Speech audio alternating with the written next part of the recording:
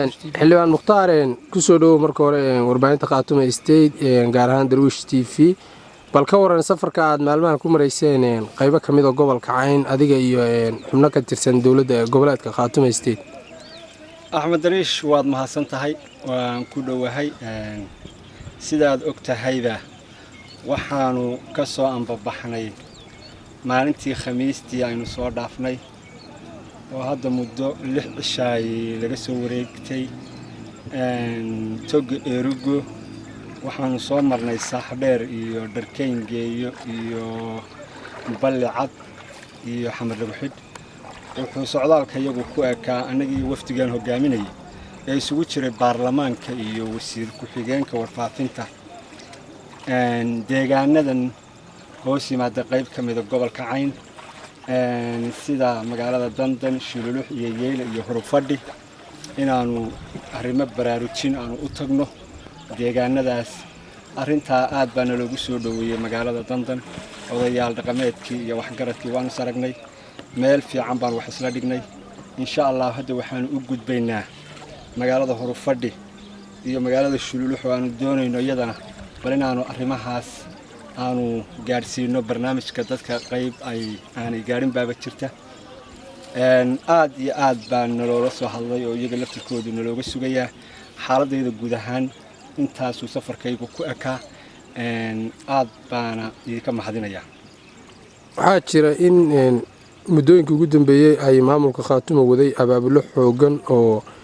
taabanaya dhinacyo badan wafdiyo kala duwan ayaa iyaguna waxay ku maqan yihiin Taleex Boocame iyo waliba deegaano kale bal ka waran kuwa ogaalkaaga intaad kala socotid Axmed Darwish waa run dawladda waa la kala diray baarlamaanka iyo dawladda waa la isku qaybiyay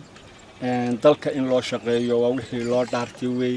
oo daacad loo noqdo dalkuna awalba wuxuu u baahnaa waa shaqo iyo dadka iyo dalkuba shaqay u baahnayeen kuwa tagay deegaanada Nugaasha ilaa Taleex ilaa Urboogays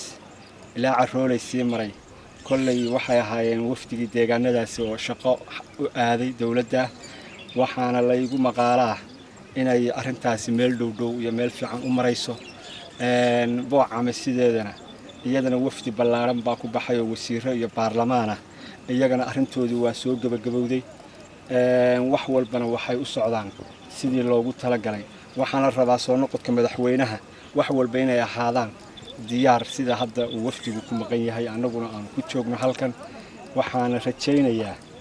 in ay noqoto maamulkan iyo socdaaladan wafdiyadu ay u baxeen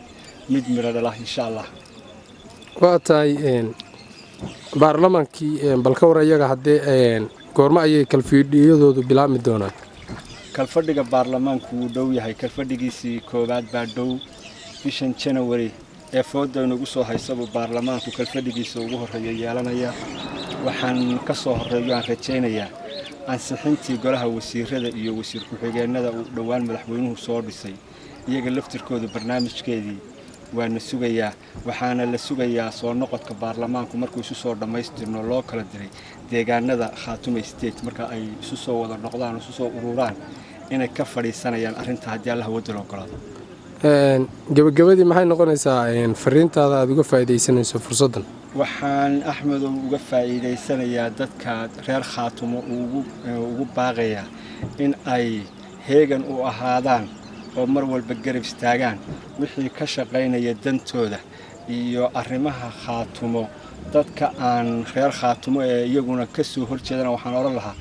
waa dadkiinii iyo dadkiinii dhinac ka soo raaca war waxa weeye sankaaga qurmay lama gooyo war meel la kaga harimaysaane dadkiina dhinac ka raaca waad mahadsantahay